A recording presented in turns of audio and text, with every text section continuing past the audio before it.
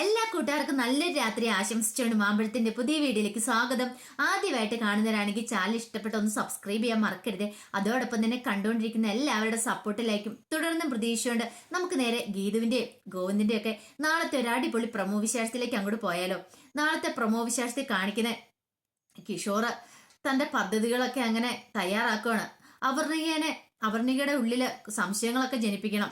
തനിക്ക് വേറൊരു അവിഹിത ബന്ധമുണ്ടെന്ന് വരുത്തി തീർക്കണം.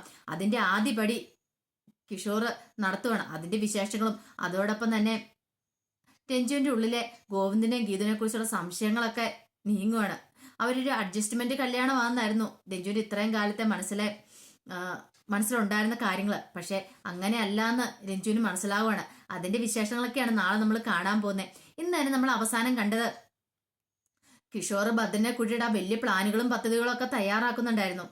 അത് അവർണികേനെയും ഗീതുവിനെ അവർക്ക് രണ്ടുപേർക്കും എതിരെയായിരുന്നു. അവർണയ്ക്കെതിരെ ഒരു അമ്പ് തൊടുത്തു വിട്ടിട്ടുണ്ടെങ്കിൽ അത് ഗീതുവിനോട്ട് കൊള്ളൂന്ന് നന്നായിട്ട് അറിയാവുന്നതുകൊണ്ട് ആ ഒരു പ്ലാനാണ് കിഷോർ തയ്യാറാക്കിയത്. അതും ഭദ്രനെ കൂട്ടുപിടിച്ചിട്ടാണ്. ഭദ്രൻ എന്ന് പറഞ്ഞിട്ടുണ്ടെങ്കിൽ മാധവൻ നായരുടെ ജീവിതം വരെ നശിപ്പിച്ച് ഗോവിന്ദന്റെ അച്ഛന്റെ ജീവിതം നശിക്കാൻ പ്രധാന കാരണക്കാരൻ ഭദ്രനാണ്. അത് കിഷോറിന് നന്നായിട്ടറിയാം. അങ്ങനെ അയാളെ കൂട്ടുപിടിച്ചിട്ടാണ് ഈ കാര്യങ്ങളൊക്കെ സെറ്റപ്പ് ആക്കുന്നത്. സ്വന്തം മോൾക്ക് തന്നെ പാരപണിയുമാണ് ഭദ്രൻ ചെയ്യുന്നത്. പിന്നീട് ഒരു സിം കാർഡ് കൊടുത്തിട്ട് ഭദ്രനോട് പറഞ്ഞു, ഇത് വെച്ച് വൈകുന്നേരം മെസ്സേജ് അയക്കണം.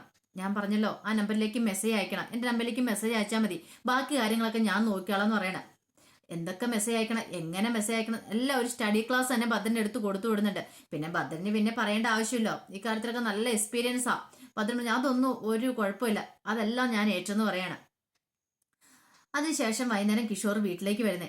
കിഷോർ വീട്ടിലേക്ക് വന്നപ്പോൾ കിഷോറിനെ കാത്തിരിപ്പുണ്ടായിരുന്നു. അപർണയ്ക്ക് വല്ലാത്ത വിഷമായിരുന്നു. കിഷോർ ഇങ്ങനെയൊക്കെ പെരുമാറിയില്ല. താൻ പ്രഗ്നന്റ് ആണെന്ന് അറിഞ്ഞിട്ട് പോലും തന്നെ മൈൻഡ് ചെയ്യാതെ പോയതാണ്. പിന്നീട് അപർണയോട് വന്നിട്ട് പറഞ്ഞു, അത് സോറി കേട്ടോ, എനിക്ക് അർജന്റായിട്ടൊരു സ്ഥലം വരെ പോണായിരുന്നു, അതുകൊണ്ടാന്ന് പറയണം. പക്ഷെ അപർണയുടെ മനസ്സിൽ വല്ലാത്ത ബുദ്ധിമുട്ടൊക്കെ ആയിരുന്നു. താൻ പ്രഗ്നന്റ് ആണെന്ന് പറഞ്ഞിട്ട് പോലും കിച്ചുവിന്റെ മുഖത്തൊരു സന്തോഷമൊന്നും ഇല്ലോന്ന് അപർണയെ ഓർക്കുന്നുണ്ട്. പിന്നീട് ഇല്ലാത്ത ഒരു സ്നേഹപ്രകടനമൊക്കെ ഉണ്ടാക്കി കിഷോർ അങ്ങോട്ട് അഭിനയിക്കുവാണ് അപർണയുടെ മുന്നിൽ. അപർണയോട് പറഞ്ഞു, എൻ്റെ അപ്പോഴത്തെ ഒരു സിറ്റുവേഷൻ അതായിരുന്നു, അതാ ഞാൻ അങ്ങനെ പോയത്. എന്നോട് ഇനിയൊന്നും തോന്നരുത് കേട്ടോ, എനിക്ക് നിന്നോട് ദേഷ്യമൊന്നും ഇല്ല, ഞാൻ അപ്പോഴത്തെ ആ ഒരു ദേഷ്യം കൊണ്ട് പറഞ്ഞു പോയതാന്നൊക്കെ പറയാണ്. പിന്നീട് അപർണ പറഞ്ഞു, അത് കുഴപ്പമില്ല എന്ന് പറയണം. അപർണയുടെ ഉള്ളിൽ സ്നേഹമുള്ളതുകൊണ്ട് അപർണയ്ക്ക് പെട്ടെന്ന് കിഷോറിനെ അങ്ങനെ വെറുക്കാൻ പറ്റില്ലല്ലോ. പിന്നീട് വൈകുന്നേരം അവര് കിടക്കാനായിട്ട് തുടങ്ങുകയാണ്. ഇതിനിടയ്ക്ക് കിഷോറിന് കോള് വരുന്നുണ്ടായിരുന്നു. കോള് വരുമ്പോൾ കിഷോർ മാറി എന്ന് സംസാരിക്കുന്ന അപർണയെ ശ്രദ്ധിച്ചു. 2-3-4 വട്ടം ഇങ്ങനെ ശ്രദ്ധിച്ചു. ഇതെന്താ കിച്ചു പതിവില്ലാത്തതുകൊണ്ട് ഇങ്ങനെ മാറി എന്ന് സംസാരിക്കുന്നേ? അതൊക്കെ കിഷോറിന്റെ ഒരു അടവായിരുന്നു. അപർണയുടെ മനസ്സിലേക്ക് ഒരു സംശയം ഇട്ട് കൊടുക്കണം, അതിന് വേണ്ടിയിട്ടുള്ള ഒരു അടവ് മാത്രമായിരുന്നു. അങ്ങനെ 3-4 വട്ടം ഇങ്ങനെ മാറി എന്ന് സംസാരിക്കുന്നത് കണ്ടു. ഇടയ്ക്കിടയ്ക്ക് ഭദ്രൻ വിളിക്കുന്നായിരുന്നു. ഭദ്രൻ വിളിച്ചു കഴിയുമ്പോഴത്തേനും മാറി എന്ന് സംസാരിക്കുമായിരുന്നു. പിന്നീട് രാത്രി കിടക്കാൻ വേണ്ടി വരുവാണ്. രാത്രി കിടക്കാൻ വേണ്ടി വരുമ്പോൾ ഫോൺ അവിടെ വെച്ചിട്ട് കിഷോർ ബാത്റൂമിലേക്ക് പോവാം. ഈ സമയത്ത് ഫോണിലേക്ക് മെസ്സേജ് വരുന്നേ. കുറച്ച് മെസ്സേജ് ടൂണൊക്കെ കിട്ടും. ആദ്യമൊന്നും അപർണയെ മൈൻഡ് ചെയ്തായിരുന്നു. വീണ്ടും ഇങ്ങനെ മെസ്സേജ് വരുന്നുണ്ട്. അപ്പൊ അപർണയ്ക്ക് സംശയം, ഇതാരാ പോലും എന്നോർത്തോണ്ട് നേരെ അപർണയെ പോയി ഫോൺ എടുക്കുവാണ്.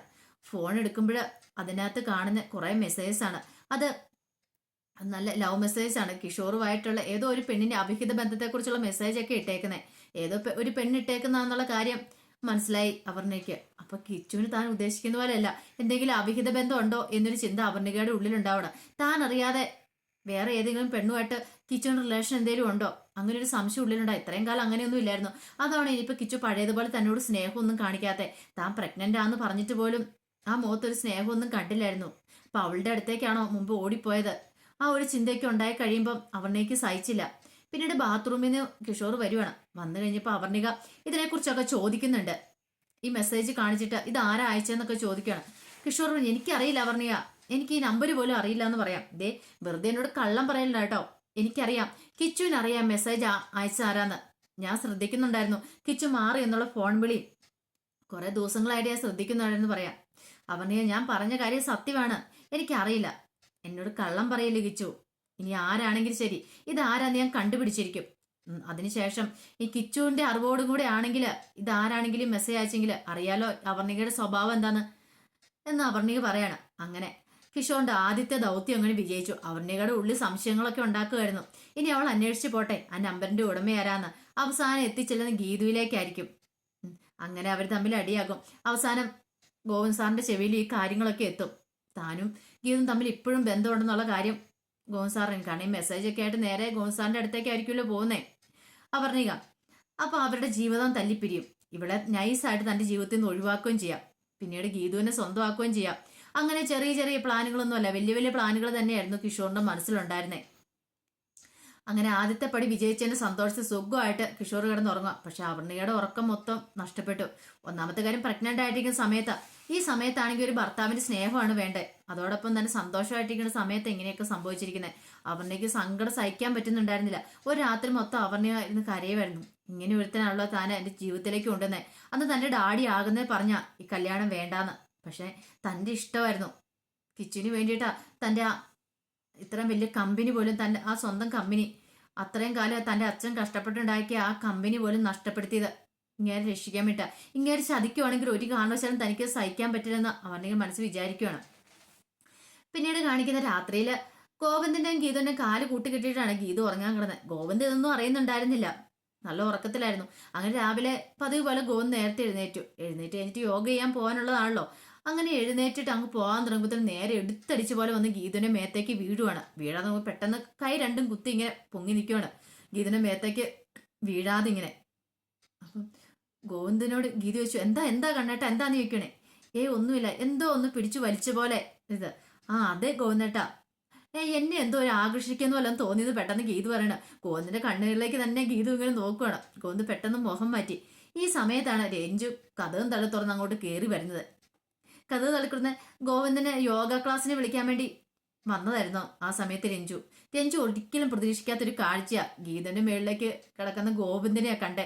ഓടണോ നിക്കണോ എന്ത് ചെയ്യണം തരത്തിലുള്ള വല്ലാത്തൊരു മാനസികാവസ്ഥയാ രഞ്ജുവിന്. ഒരിക്കലും പ്രതീക്ഷിച്ച കാര്യമല്ല അങ്ങനെ ഒരു കാഴ്ച. പെട്ടെന്ന് ഗീത നോക്കുന്നതാണ്. ഇപ്പൊ ഗോവിന്ദ് തിരിഞ്ഞു നോക്കുവാണ്. രഞ്ജുവിനെ അയ്യോ രഞ്ജു എന്ന് പറഞ്ഞ് എഴുന്നേക്കാൻ നോക്കിയാലും ഗോവിന്ദന് പെട്ടെന്ന് അങ്ങനെ എഴുന്നേക്കാൻ പറ്റിയില്ല. കാലെ കെട്ടുണ്ട്, രണ്ട് കൈയും കുത്തി എങ്ങനെ നിൽക്കുന്നേ, എഴുന്നേക്കാൻ പറ്റിയില്ല. രഞ്ജു പെട്ടെന്ന് അങ്ങോട്ട് പോകുവാണ്. ഗോവിന്ദ് പിന്നീട് ഗീതനോട് ചോദിച്ചു, എന്താ ഗീത എന്താന്ന് ചോദിക്കണേ. ഒന്നുമില്ല. പിന്നീട് ആ ഗോവിന്ദ് നോക്കിയപ്പോ കാല കെട്ടി വെച്ചേക്കുക. നീ എന്ത് പരിപാടിയാ ഗീതു കാണിച്ചെന്ന് ചോദിക്കും. നിനക്ക് ഞാൻ ഭ്രാന്തുണ്ടോന്ന് ചോദിക്കണം. അതെ, എനിക്ക് ഇച്ചിരി ഭ്രാന്തൊക്കെ ഉണ്ട്. ഇത് കെട്ടി വെച്ചില്ലെങ്കിലേ രാത്രി നിങ്ങൾ എങ്ങോട്ട് ഇറങ്ങിപ്പോയി ഞാൻ കാണുമോ? ഇപ്പൊ ആ കുഞ്ചു ഉണ്ടല്ലോ, ആ കുഞ്ചുമായിട്ട് പാതിരാത്രിയല്ല നിങ്ങളുടെ സല്ലാപം. പറയാൻ പറ്റൂലേ, എന്നെ ഉറക്കി കിടത്തിയിട്ട് അവളുമായിട്ട് സല്ലപിക്കാൻ പോയാലോ? എനിക്ക് ഉറങ്ങാൻ പറ്റുമോ രാത്രി കിടന്ന്? അപ്പൊ അതിനു വേണ്ടി ഞാൻ തയ്യാറാക്കിയതാന്ന് പറയാൻ ഈ പ്ലാൻ. നിനക്ക് തലയ്ക്ക് ഭ്രാന്താ എന്ന് പറഞ്ഞിട്ട് ഗോവിന്ദ് ദേഷ്യപ്പെട്ടിട്ട് ആ വല വെച്ചിട്ട് ഗോവിന്ദ് അങ്ങോട്ട് പോവാണ്. പിന്നീട് കാണിക്കുന്ന മുറിയിലേക്ക് രഞ്ജു വരുന്നുണ്ട്. രഞ്ജു വരുമ്പോൾ ഗീതു കട്ടിലേൽ ഇങ്ങനെ ഇരിക്കുവാണ്. അപ്പൊ രഞ്ജുവിനെ കണ്ടപ്പോൾ ഗീതു ചോദിച്ചു, അല്ല ഇപ്പൊ രഞ്ജുവിന് സംശയങ്ങളൊക്കെ തീർന്നോന്ന് ചോദിക്കുകയാണ്. എന്ത് സംശയം? അല്ല ഞാനും കണ്ണേടും തമ്മിൽ ഒരു അഡ്ജസ്റ്റ്മെന്റ് കല്യാണമായിരുന്നല്ലേ രഞ്ജുവിന്റെ ഉള്ളിലുണ്ടായിരുന്നേ. ഇപ്പൊ മനസ്സിലായല്ലേ ഞങ്ങൾ അഡ്ജസ്റ്റ്മെന്റ് കല്യാണം അല്ലെന്ന്. ഇന്ന് മുറിയിലേക്ക് പോകാൻ ഇന്ന് മുറിയിലേക്ക് വന്നപ്പം കാഴ്ചകളൊക്കെ കണ്ടല്ലോ അല്ലെന്ന് ചോദിക്കുകയാണ്. രഞ്ജുവിനൊന്നും പറയാൻ പറ്റില്ല. മുഖത്തടി ഏറ്റവല്ലേ പോയി. ഒരിക്കലും പ്രതീക്ഷിച്ച കാര്യമല്ലായിരുന്നു. രഞ്ജു ഒന്നും മിണ്ടാതും കൂടെ ഇറങ്ങിപ്പോകണം. ഗീതുവിന് സന്തോഷം സഹിക്കാൻ പറ്റിയില്ല. ഗോവിന്ദന്റെ ഇറങ്ങി പോകാതിരിക്കാൻ വേണ്ടി ചെയ്തതാണെങ്കിലും അത് കൊണ്ടത് ശരിക്കും രഞ്ജുവിനിട്ടാന്ന് ഗീതുവിന് മനസ്സിലായി. അവളുടെ ഉള്ളിലെ സംശയങ്ങളൊക്കെ നീക്കണം. ഇനി അവളും ഗോവിന്ദനും തമ്മിൽ എന്തെങ്കിലും ബന്ധമുണ്ടെങ്കിൽ ഇതോടുകൂടി അത് അലമ്പി പിരിഞ്ഞോളുന്ന ഗീതുവിന്റെ മനസ്സിൽ ചില ചിന്തകളൊക്കെ ഉണ്ടാകുന്നുണ്ട്. അതിന്റെ വിശേഷങ്ങളൊക്കെയാണ് ഇനി നമ്മൾ കാണാൻ പോകുന്നു പറഞ്ഞിട്ടുണ്ടെങ്കിൽ നാളത്തെ പ്രൊമോയില്. ആ വിശേഷങ്ങൾക്കായി നമുക്ക് എല്ലാവർക്കും കാത്തിരിക്കാം കേട്ടോ. ഒരിക്കൽ കൂടി എല്ലാവർക്കും നല്ലൊരു രാത്രി ആശംസിച്ചുകൊണ്ട് നിർത്തുന്നു. നന്ദി.